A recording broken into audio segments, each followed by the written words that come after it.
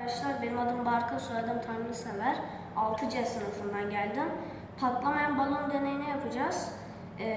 Eğer balon içine su koymasaydım, eğer ateşe yaklaştığım zaman patlardı balon ama balon içinde su var. Şimdi deneyeceğiz patlayacak patlamayacak mı diye. Evet, gördüğünüz üzere patlamıyor.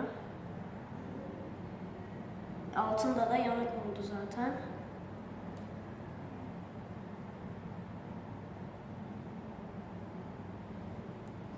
İçine su olmayan balonumuz nasıl patlıyor bakalım.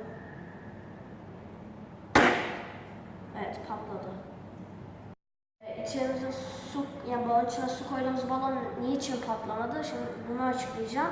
Çünkü balon içindeki su mumun ısısını aldı, o yüzden de patlamadı. Beni dinlediğiniz için teşekkür ederim.